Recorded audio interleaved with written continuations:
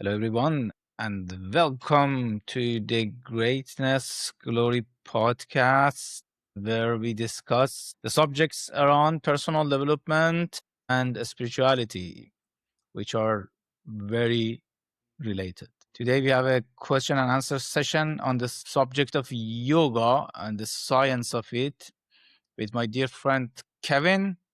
And we discussed so many of these things during the last few years when I've been coaching Kevin on different yogic sciences and practices for personal development, spirituality, and self healing. And so many subjects came up, and we decided to do some of these sessions in a way live so we can record them and other people also can benefit from learning them. So, welcome, Kevin. Um, Let me know what is the first question that you wanted to discuss. Thank you, Isaac. Thank you for having me again. First question of the night is yoga. What is it? Just going back to the basics. Okay. So, to put it very straightforward, yoga basically means union.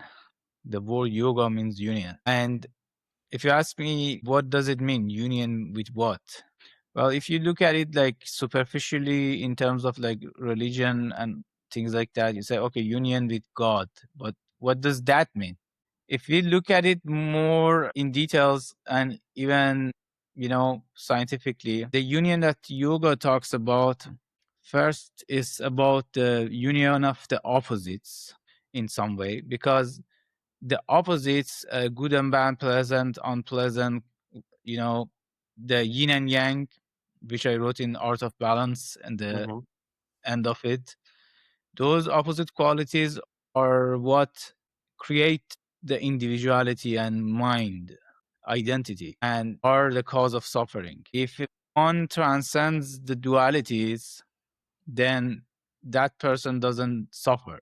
Or let's say there is no person anymore to suffer. Only the pure awareness remains. And I don't want to get into all the details now, what is pure awareness and those stuff. But the most common meaning of this union is the union with the cosmic soul or cosmic consciousness. And it doesn't even mean that we are separate from it, but it means that the veil of illusion, which is mind, what we refer to as Maya or the cosmic illusion, or the same meaning that is kind of explained in terms of matrix or the simulation that we are in. It is basically an illusion created by the individual's mind that creates that separation from existence.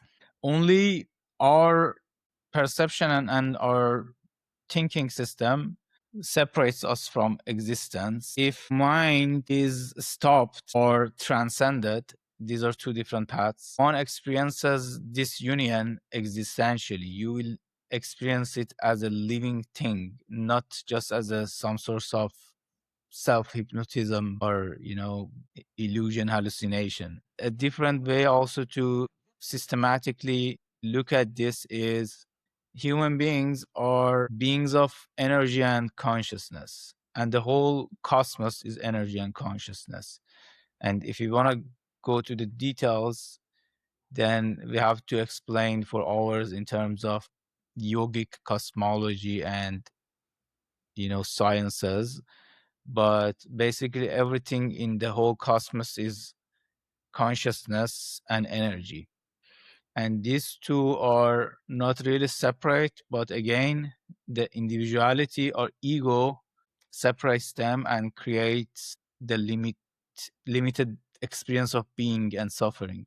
So this energy is the same thing that people refer to as Kundalini, which is mostly dormant.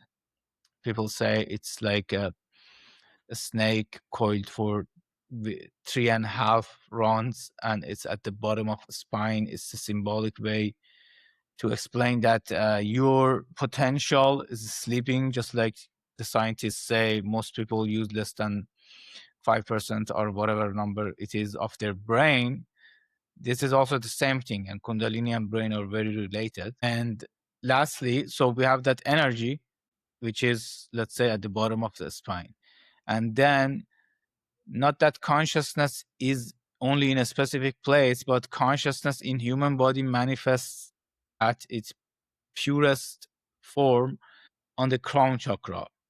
So in yoga, the crown chakra is explained as a, a 1,000 petal lotus, and the other chakras have like much less number of petals. This refers to the magnificence of the crown chakra, where is place of consciousness. And we call that consciousness in crown chakra usually Shiva, and the energy, the Kundalini in the human body at the bottom of the spine, Shakti. Shakti is also known as to be a feminine, not female, but feminine in terms of, yin and yang and those kind of stuff that we explained.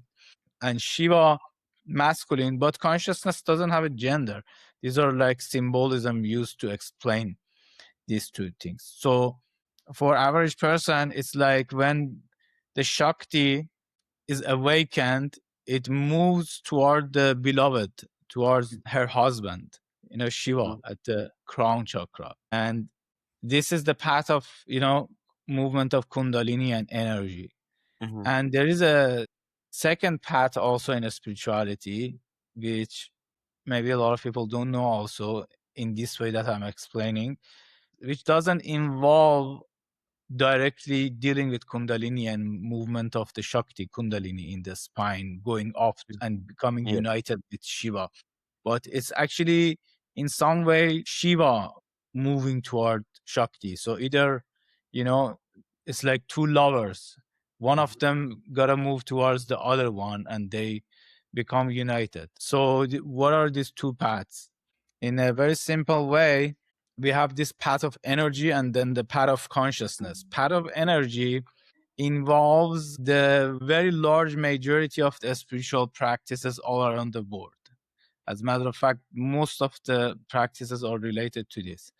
For Mhm. example, breathing practices, Kriya Yoga, well, mantras, they all deal with purification of the energy channels, empowering the nervous system and energy channels, awakening the energy, and gradually moving towards Shiva in the crown chakra. Mhm.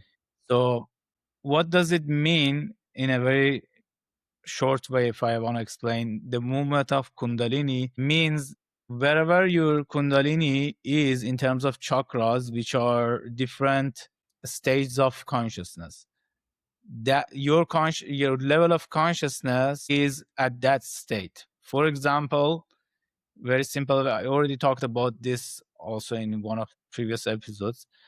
If the Kundalini is mostly trapped in the root chakra, all you can think about is just survival and physicality, nothing more. You cannot even really understand anything higher than that. Or if it's on the second chakra, it's mostly about pleasure and comfort and those things. But let's say if it's reached the crown chakra, you become absolutely free. And then when Kundalini moves, different experiences of life and existence is experienced.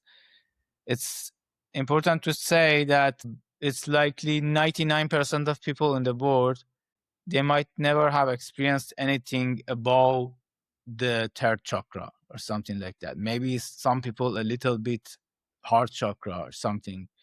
But when you pass the heart chakra, which is the middle point between the three lower chakras and higher chakras, you start having more subtle spiritual experiences, which mostly you cannot explain in terms of logic and mind because they are of a different nature. So, just to keep this short, yoga means union, and every one of these things that I touched upon can be explained for hours. Thank you. I don't think this podcast does it justice, but how many different types of yogas are there? All right, so that's a very good question and very related.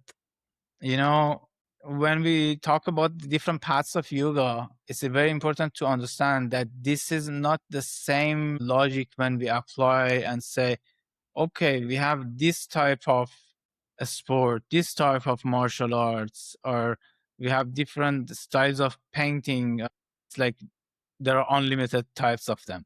Yogic paths are only four. Why? Because these are not styles really.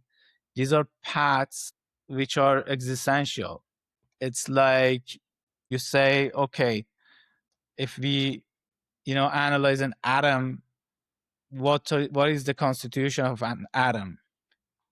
All those stuff. So it's like, because we're talking about the human body and energy system and energy and consciousness, we look at different paths in those terms. So classically, four paths of yoga are introduced. And even though majority of gurus and scriptures have explained it in this way that I want to talk about, some other people have also explained it a little bit different, but they're very similar. They looked at it in maybe more details or so. So these four paths are called Raja Yoga, which we can explain in terms of mind control or mind mastery, Jnana Yoga, or the path of knowledge, and Karma Yoga, the path of action and service, and Bhakti, or the path of devotion. So let's explain and talk about each one of them for a few minutes. So I said these are explained in terms of existential, in terms of how it can be explained, because we have different, faculties. So when we talk about, let's say, bhakti or emotions, at the path of devotion, in this path, the focus in so many ways is emotion, is to refine your emotions, let's say, by worshiping your chosen divine form. And it's even less about what deity or what form of divine you believe in. It could be anything in so many ways.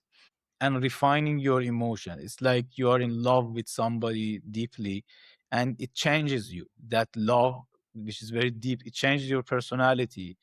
Maybe it calms you down, maybe it makes you more serene, maybe it makes you a better person, and all those things in terms of, human love and all those things. But love is love, whether human or whatever. As Hafiz said, love, whether this way or that way, ultimately will lead us to the highest thing. There are different forms of love, explained in different philosophies, agape and those things in the Greece and those kind of stuff, which I'm not going to get into. But the path of devotion is to refine your state of being by emotions. So in Bhakti Yoga, the highest stage is considered surrender. In Sufism also it's explained in that way, which is when you get to a point and it starts, from the basic things. Maybe you're just doing some rituals, or, there is this Shiva Linga, you're just pouring water in it and you're trying to practice devotion, or you read some scriptures and prayers. And when your emotions get refined, more of that experience of the deity, the divinity, whether it's Jesus or formless God or anything, that becomes a part of you. It's like you're living with God.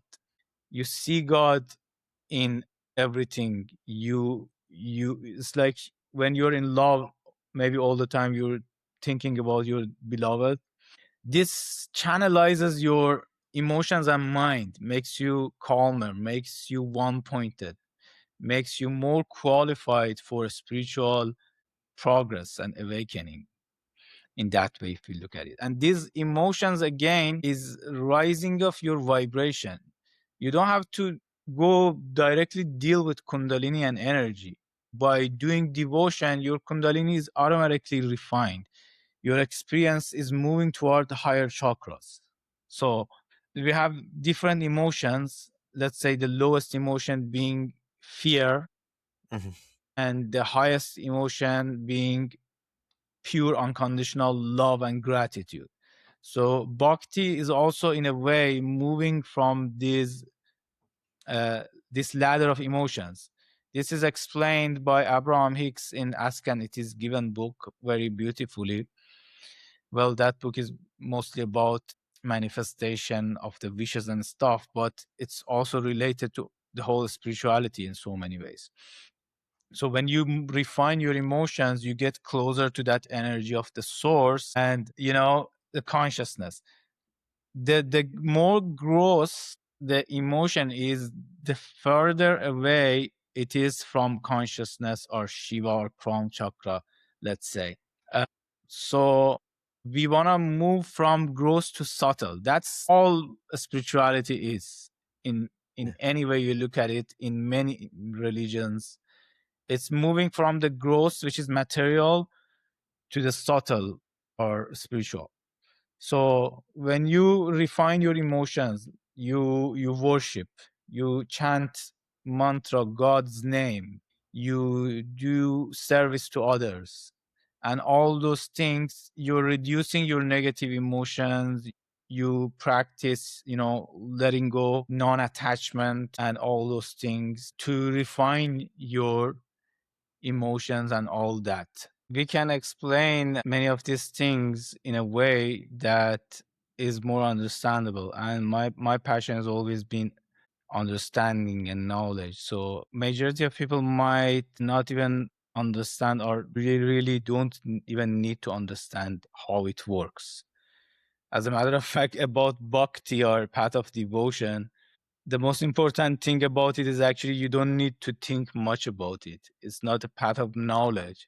It's just like letting go, letting yourself go in the lap of the divine and surrendering, taking refuge in God and trusting and allowing things to happen in the best way, just allowing that energy of God, deity to come to you. And we can explain each one of these yogas for hours, as I said, but I think that's a good introduction. I can move to the second path, which is actually very related, which is the path of service. But before we move on, I'll let you share your thoughts or if there's any question regarding this, and then we will move on. I've been smiling and have been having a hard time controlling my laughter because the yoga you're explaining is very different than the yoga you see in LA, Yeah. right? Like with all those expensive yoga pants, people stretching. What is the difference? I know it's a stupid question, but you're explaining something completely different than what people Right. perceive when they hear yoga. Well, yeah, right. Then that's the way this word is. So many times the meaning of the words change a lot. So, Mhm. anyways, yoga is not gymnastics. I'll get into the place of yoga asanas in the whole system of yoga if we have time, but that's really a very little small part of yoga. But moving to the path of karma yoga or yoga of action, and as you said, I'm doing really an injustice trying to put all these complex, elaborate sciences in 5 minutes explanation. But karma yoga, it can be explained in this way: non attachment to the result of action and lack of sense of the actor or the doer.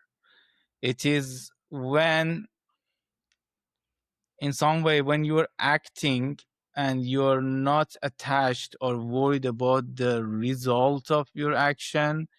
And in a different way, we can also explain it to prevent misunderstanding also.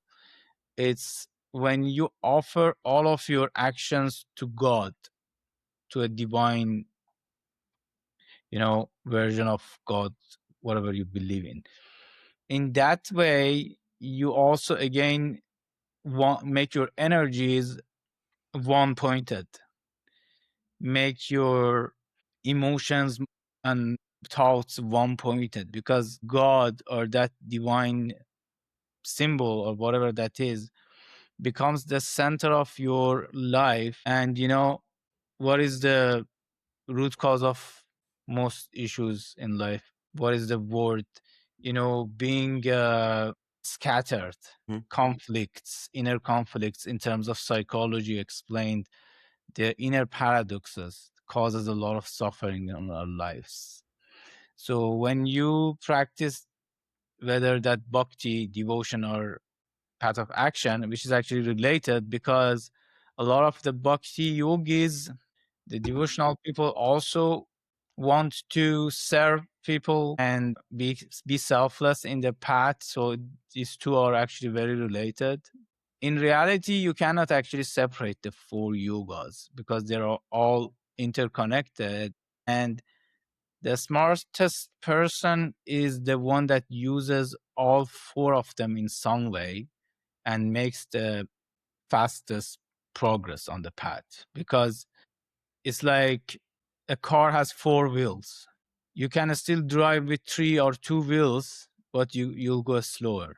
At some point, you'll have to understand, oh, I need to use the other wheels also. So karma yoga, getting back to it, is when you dedicate all of your actions to God, when you even offer and surrender all of your negativity, emotions, worries to God, and you see God in everything. You don't necessarily have to believe in God even to be a karma yogi also. That's the most common way that people do it, I'm explaining, really. It's mostly about detachment. So that's karma yoga. And another way to explain it, you know, Mahavatar Babaji or Haidakam Babaji, with his picture is behind me. When he reincarnated in 1970, most people know about him from the autobiography of a yogi, where Yogananda explains about his mystical experience of him. Well, Babaji at that time was in a different incarnation, different body, and he wasn't public. He only appeared to a few people to share the knowledge of Kriya Yoga, which is the yoga of the same as Kundalini Yoga and that Raja Yoga and all those things, which I will get into. And he told people, and he's considered a divine incarnation like Jesus. So Maha Avatar. Avatar means what? Divine incarnation, the descent of the divinity into flesh. Maha Avatar means it's even beyond normal avatar. So he is known to be an ageless incarnation of God, being around for thousands of years and reincarnating again and again to help humanity. And in different religions, there have been many saints, divine incarnations that are known like Babaji. One of them is Jesus, which is always around.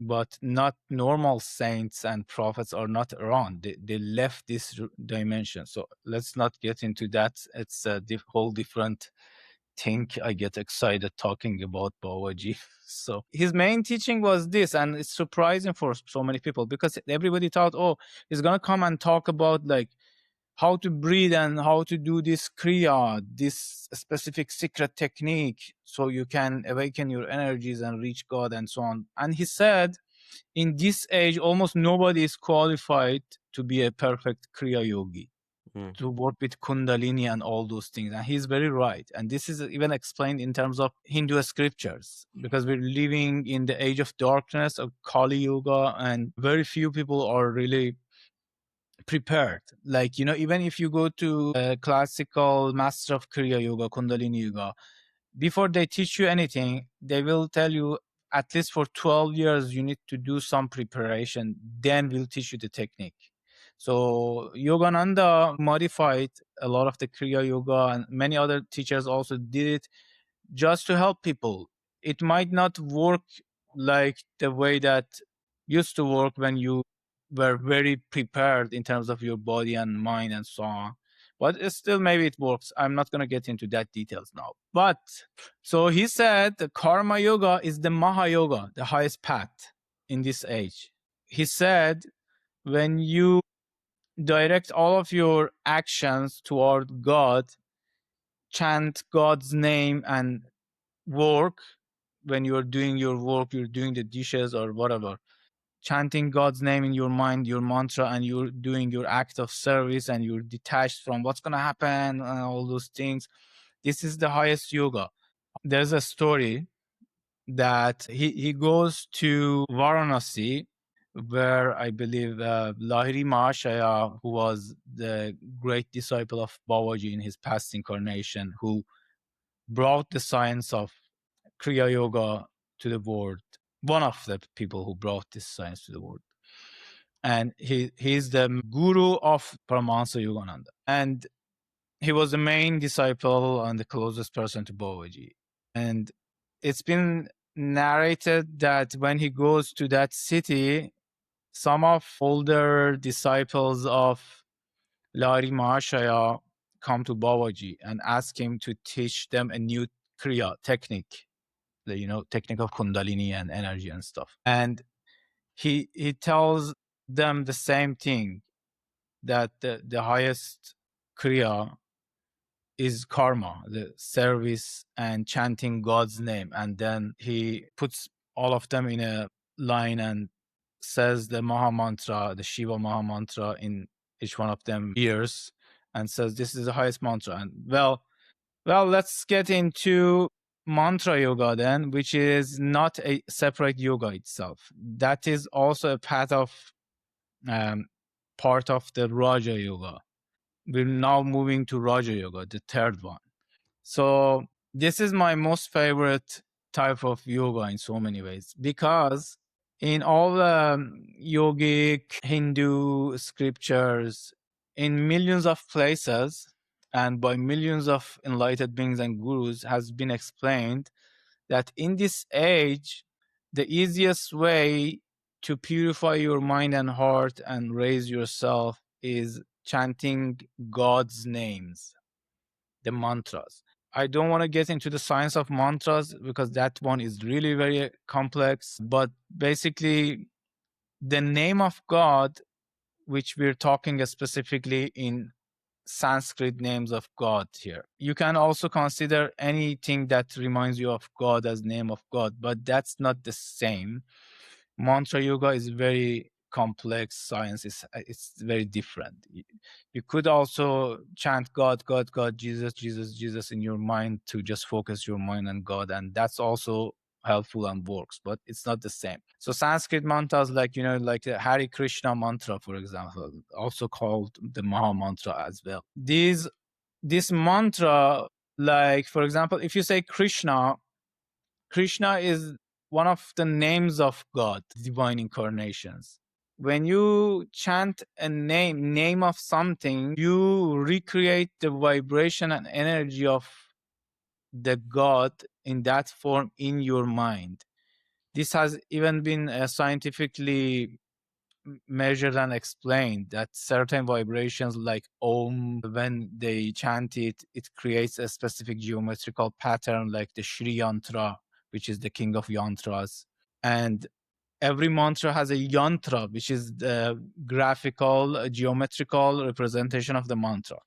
So name of God brings that image and experience of God to us and frees us and makes us divine. By chanting God's name, you start becoming divine when you do it with devotion specifically, not mechanically saying that Jesus, Jesus, Jesus, Jesus, like that. So just to give an example, there are thousands of stories about people who became great saints just by chanting God's names, especially when a guru shared the mantra with them, because the power of the mantra especially comes from the initiation where the guru shares it with you. Otherwise, it will take hundreds of times more effort to make it work. So there was this guy, I think he was a thief in ancient India, and he meets a saint and I'm not saying the story exactly the way it is, but here's the gist of it.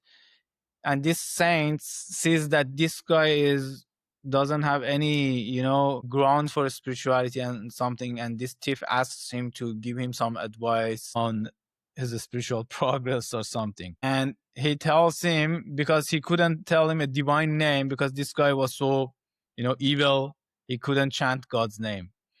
He says, chant Mara. Mara means basically Satan in the Hindu term. So this guy goes on chanting Mara, Mara, Mara, Mara.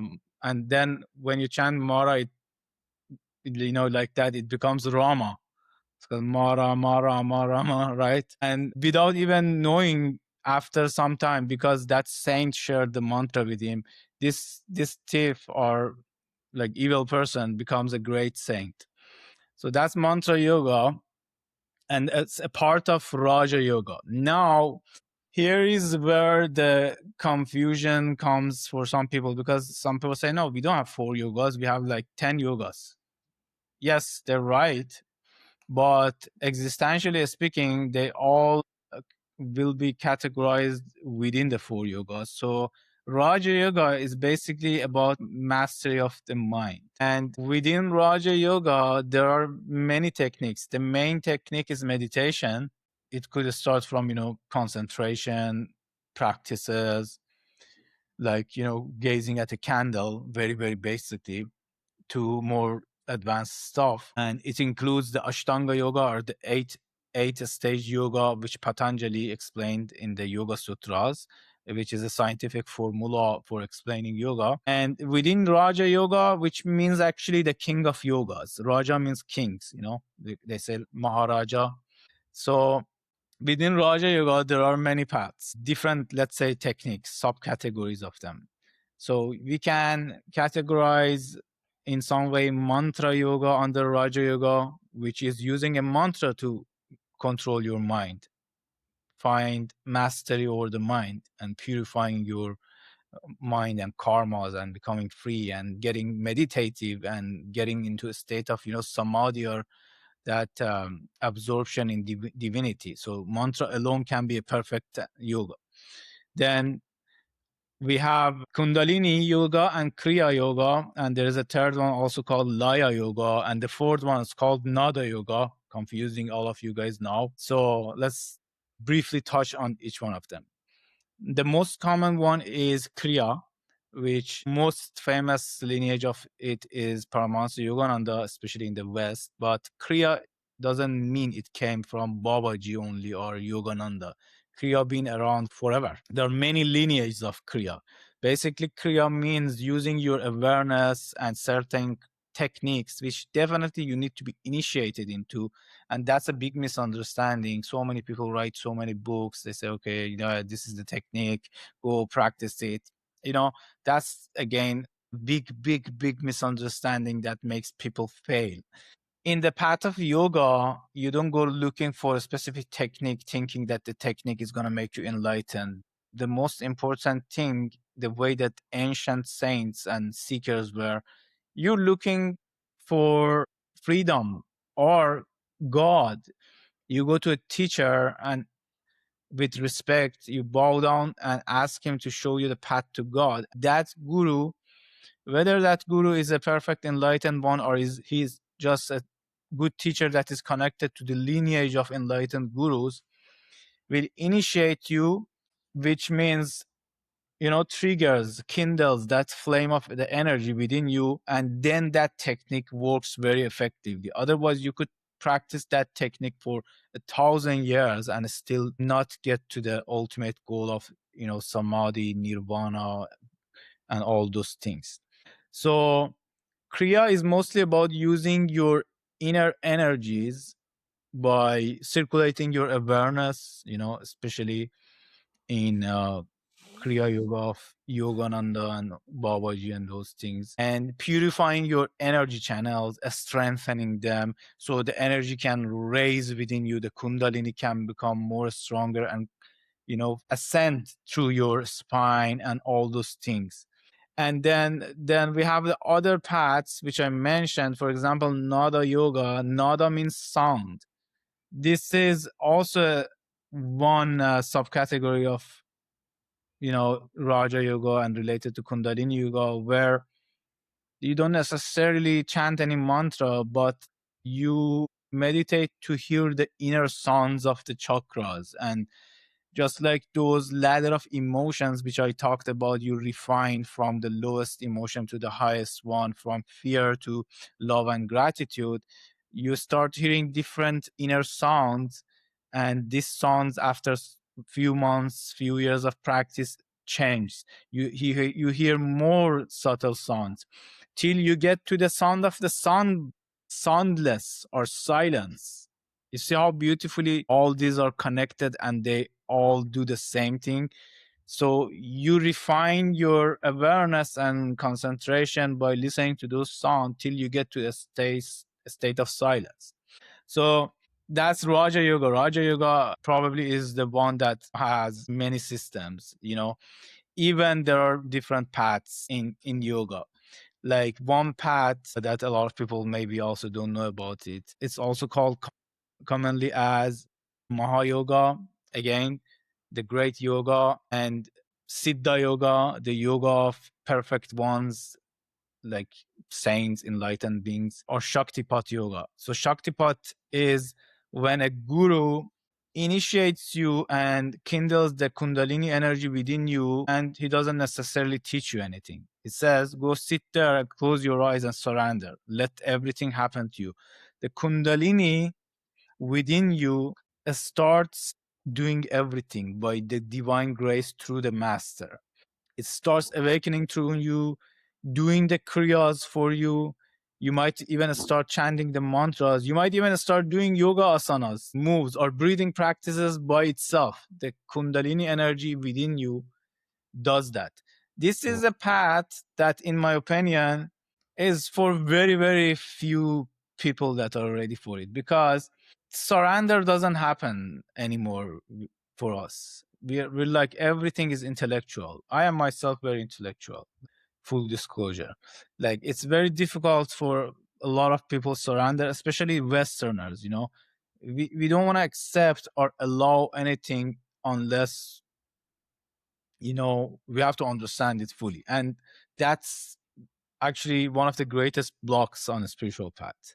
So that Shaktipat, which means the bestowing of energy by the guru, that's also one of the paths, but it's a path of techniqueless. Well, in some traditions, the guru might also give you a mantra. But, the famous traditions of this path is Swami Muktananda, who came to US, and he made it the most famous, this path. And then there is another lineage which comes from Swami Narayan Dev Tirth, multiple generations ago, which has many, many lineages also, which is a bit different. Like, for example, in this path, there is no mantra or something. The guru initiates you, just go surrender, sit in silence. It will happen to you if you surrender. So I touched upon so many different, subcategories of that Kundalini and Raja Yoga and all those things. Sorry, I forgot to stop to let you ask some questions before we move to the last yoga. Go ahead if you have Yeah, any. I was gonna ask about prana yoga. Where Pranayama, you mean? pranayama, right? Is that related? Is that the form of Correct. yoga? So, yeah. So let's touch upon the eighth stage of yoga, or Ashtanga yoga, and in that way we can very clearly explain it. So, the 8 step yoga introduced by Patanjali, who was a great saint. Some people say he was a Naga or a divine being or Mm. whatever. And he wrote the Yoga Sutras, which is the most famous text on yoga, explaining all the important things of yoga philosophy. So Patanjali categorizes the steps of yoga like this. First, there is yama and niyama, which means do's and don'ts, which are basic things. Like, very loosely, if I want to put it, it's like morality the religions explain. Not exactly, but those are the things that first you need to do as a foundation. It's like art of balance. If you don't do those things, you cannot progress on the path. So first you take care of those do's and don'ts, and then yoga starts. So what are the steps of yoga? Patanjali explains it in the scientific formula. So he says first step is asana. Asana in Patanjali's explanation doesn't mean twisting your body and gymnastics and all those things. He explains it as Sukham Stiram Asanam in Sanskrit, which means a comfortable and a stable position. So you can also sit on a chair and meditate, and that could be an asana if you master that sitting and you become very comfortable and still in it. So that's the real meaning of asana in a spiritual way of explaining as a step of yoga. Because unless you can sit, especially at higher levels for hours without moving and very stable, you cannot get more subtle. You cannot go deep if your body interrupts you. Well, if I want to talk about asanas, that will take many podcasts, but this is the basic meaning of asana. Then after asana, Patanjali talks about pranayama. Prana means life force, the energy that flows within us. And yama means control in some way, or working with prana. Why would you control and work with prana? For a very simple and important reason. Because mind and thoughts and emotions are also made of prana in some way. Unless you control your prana, then you cannot control your mind. So you can control prana through controlling your mind, or control the mind through controlling prana. But here's the thing. Controlling mind directly is very challenging. But if you control your prana through controlling your breath, which can even be scientifically explained in many ways in terms of, neuroscience and biology and stuff, then controlling the mind becomes much easier. So pranayama is a way of self-mastery.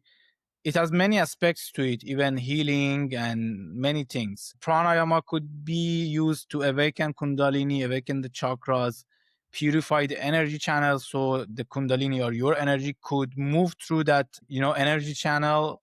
The most important channel being the central channel, which is related to a spiritual awareness, where the chakras are, the big ones, main ones. So you use pranayama to control your mind and energy so you can become more prepared for the higher steps. Pranayama leads to the next step, which is called Pratyahara. Pratyahara basically means the withdrawal of the senses. Withdrawal from where? From external world, from being engaged in the external world to the inner world. Why is it important to withdraw the senses? Because as long as all of your energy or majority of it is going to the external things, you don't have a lot of energy left to go inward. And spirituality is all an inward journey. So when you stop going outside and you draw back your energy, then you can stay focused on the internal things. There is an example given in the ancient text for Pratyahara. They say it's like a turtle pulling in the limbs and goes inside. A yogi also should draw in the limbs, or actually the senses, so the senses are not engaged with the external world. Think about it like this.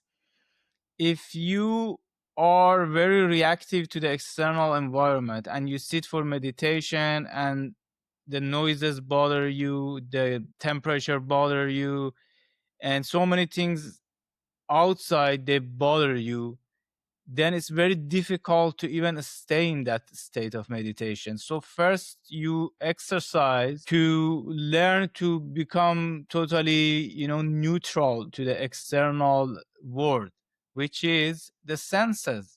The whole world is the senses in a way.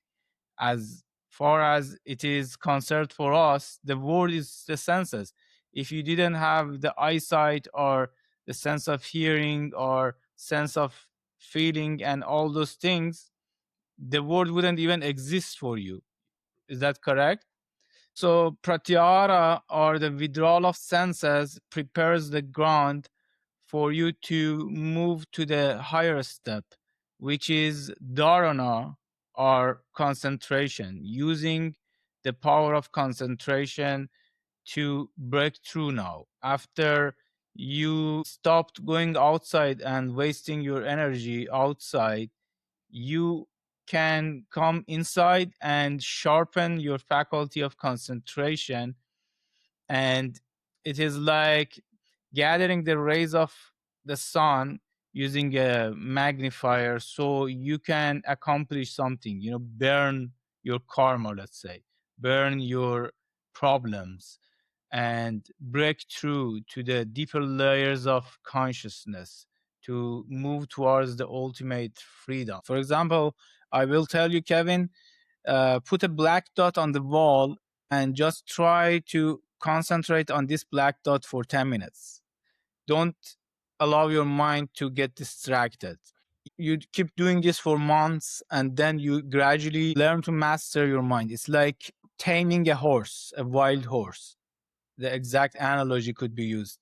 You gradually tame the horse. You cannot tame the horse in one day. So why is it important that you first do pranayama?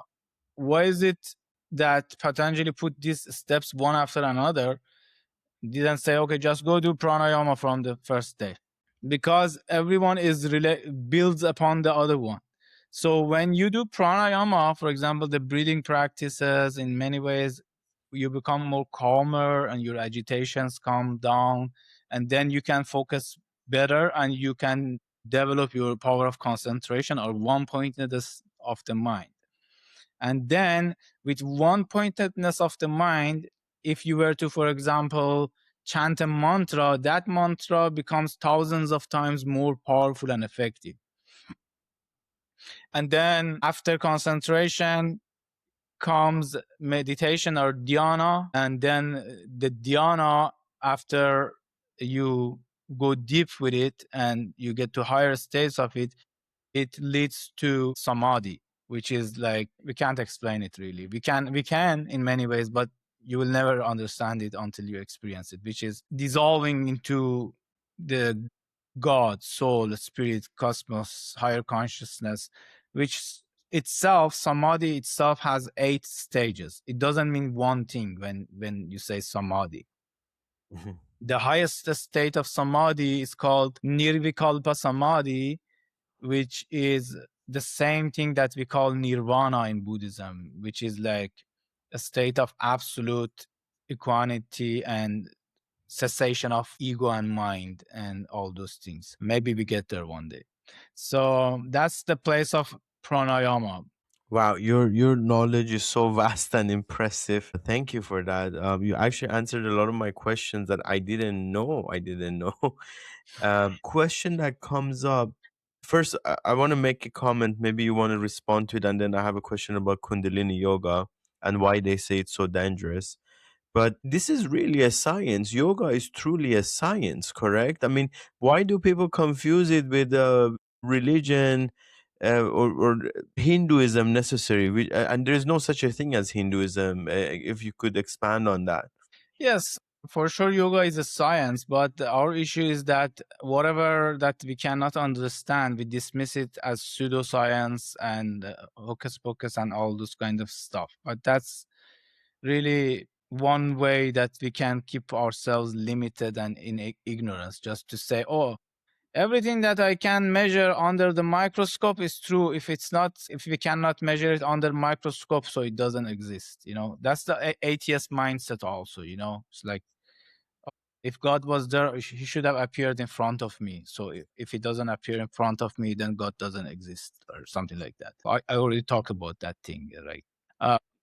So why is it associated with Hinduism? This is a really broad topic. I cannot really touch it very well without creating confusions around it.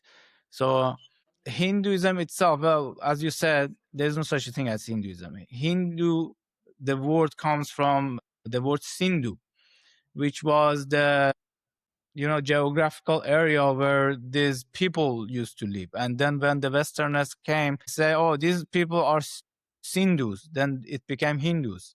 But the original name of this system is Sanatana Dharma. Sanatana Dharma is not religion. Everything else that you see in the world is religion. Sanatana Dharma is not religion.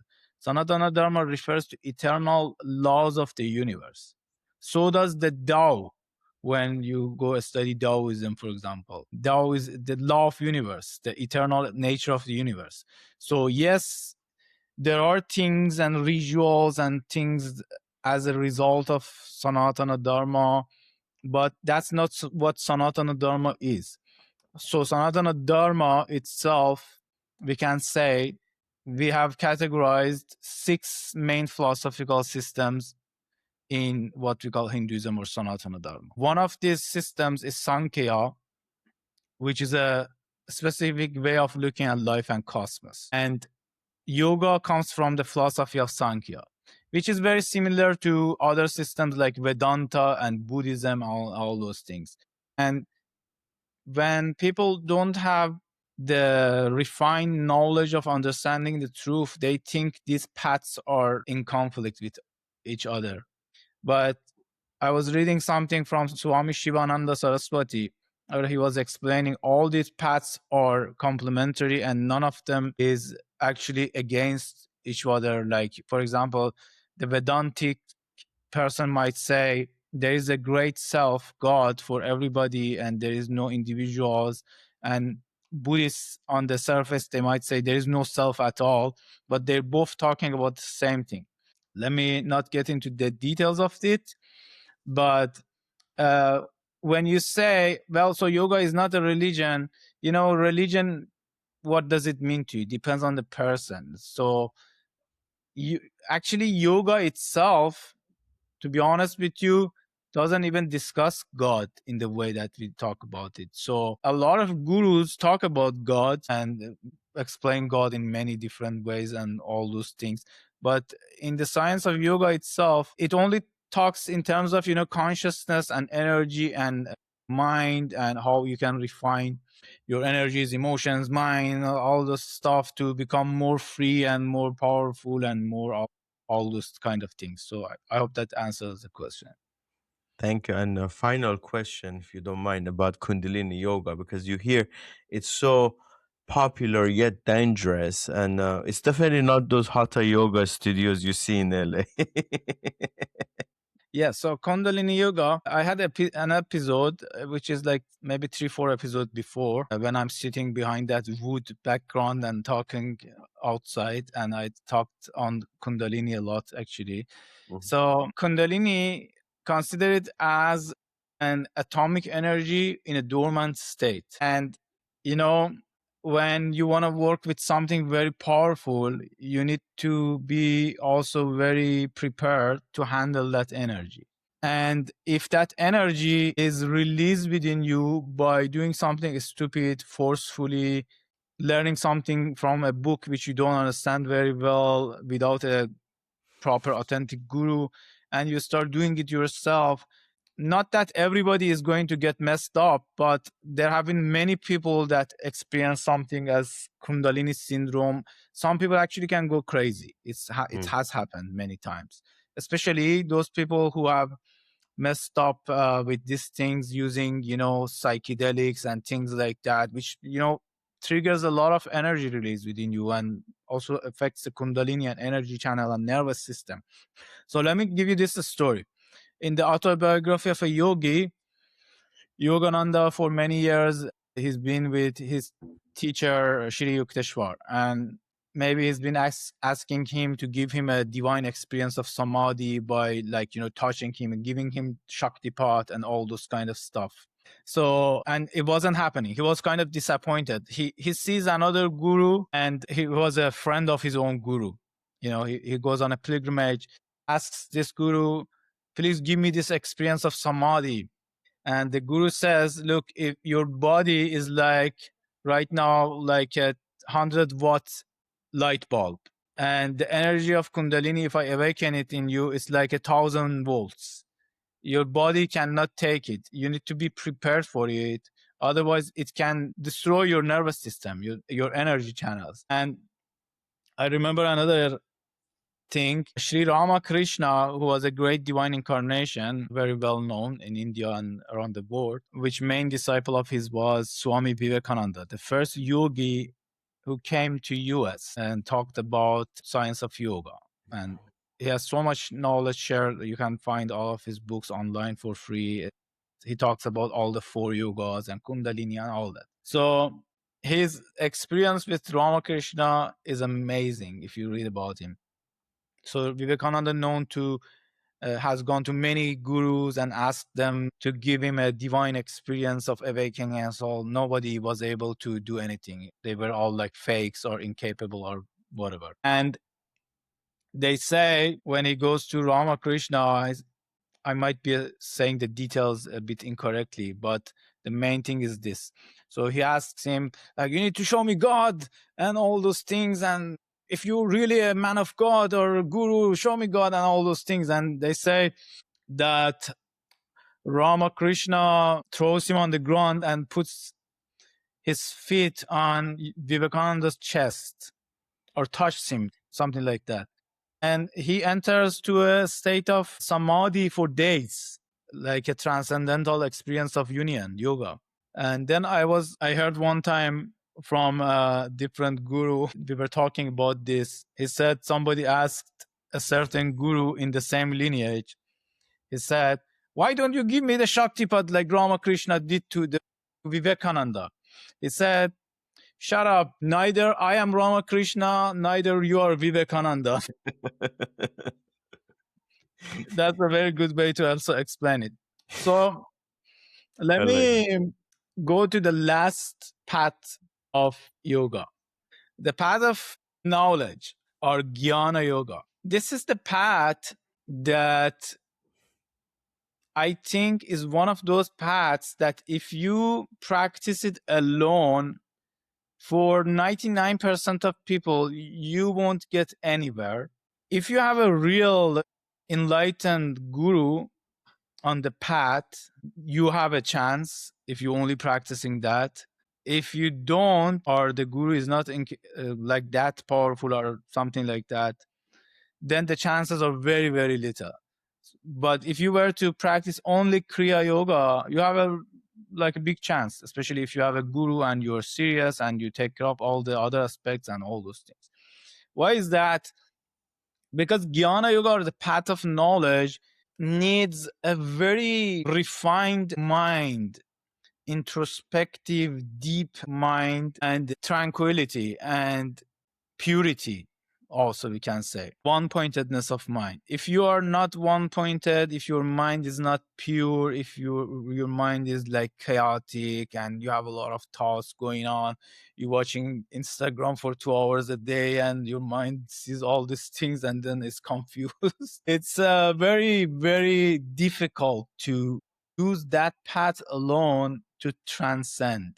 So what is the method in the path of knowledge? It's contemplation on the nature of truth. And Vedanta can be categorized as Jnana Yoga also. So Vedanta, which also has different, ways and techniques, for example, the classical Vedanta and then the Ramana Maharishi, Nisargadatta Maharaj and those gurus type of contemplation. Self-inquiry is the main technique, for example, where you might become silence, close your eyes and meditate on the question, who am I? And you're not expecting a mental answer to that question. It's a question that takes you deep. And you might have to meditate on that question for one day and you become enlightened, or it might take hundreds of years and you're still not getting enlightened and all those things. So it can happen through self-inquiry.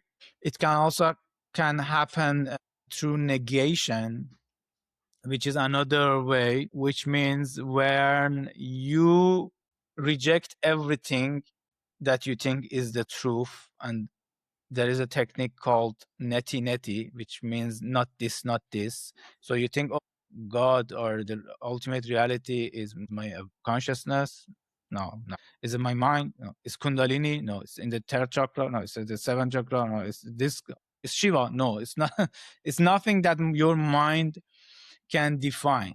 So the path of knowledge is by refining your logic to a very, very high level, which transcends the normal intellect, and deep introspection, contemplation, and things like that. So that's the path of knowledge. But when you use the path of knowledge and you do self inquiry, and you have bhakti and devotion towards something, and you channelize your emotions, and then you do acts of service and selfless action, and you also work on your chakras and energy system and mind and meditation, then you are using all the four wheels of your car and you drive very fast. You drive with the maximum speed and you have the highest chance of getting to the ultimate goal, which is not a place or somewhere that we want to go. It's just removing the veil of ignorance. When you remove the veil, you'll see that the truth was always here. It was blocked. It was covered by impurities of mind. Call it karma blocks, energy blocks, and all those things. So these are the four paths of yoga. So we talked about what is yoga, union, and then the four main existential paths of yoga. Any question that comes to your mind regarding anything I discussed before we close? No, thank you. Awesome session. I learned a lot actually, and appreciate it. And I'm sure, like, this is not, you can't contain this much wisdom and science in just 1 hour. Yeah, of course. You cannot put this knowledge, even in, to be honest with you, in thousands of terabytes of, memory cards or Bro, millions of books. It's like ultimately it's so vast. Even small section of yoga is so vast that you cannot put it even in millions of books. It's all comes from within. And let me touch on two things that comes to my mind before we close then. So yogic techniques, kriyas, the specific techniques, breathing practices, mantras, symbols, many things. Where did they come from? The ancient rishis and enlightened beings, and rishi means a seer, they saw the nature and the mechanics of universe and the human body and mind, and they downloaded those techniques and they wrote it down. They presented it to us along with its energy that makes it work, lubricates the system. Like, if you get into a specific state of Kundalini activity and state of consciousness, your breathing can automatically change, and your breath, your energy reflects that state of consciousness. If you reverse engineer this when you're ready, you can replicate the same state of consciousness. Now I'll get into the yoga asanas which you discussed. When you get into a specific states, your body can get into a specific poses. This happened to me and I was amazed when it happened to me a few years ago, multiple times when I was deep into like Kundalini, activation. My body started going to many different types of yogic poses by itself. And I even noticed a lot of those poses were like, they looked like, especially internally when I was deep inside myself, those were like different animals, like a snake or some different animal, like a spider or something. And that's why a lot of the yoga asanas, they have animal names on it. So now to explain about the yoga asanas, you see, if it's true that different states of consciousness, awareness, they they are reflected as different body positions or different pattern of breathing. So you can also reverse engineer that and replicate that state of consciousness. And it's very actually simple, for example, when you're depressed, maybe you're sitting like this. When you're confident, you're sitting like this, your chest is out. And this is basic science. Everybody knows that, hopefully.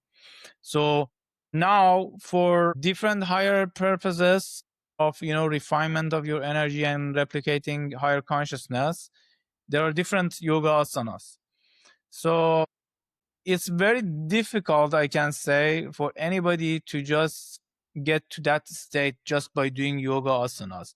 But yoga asanas represent a specific state of energy and consciousness. That's what they are.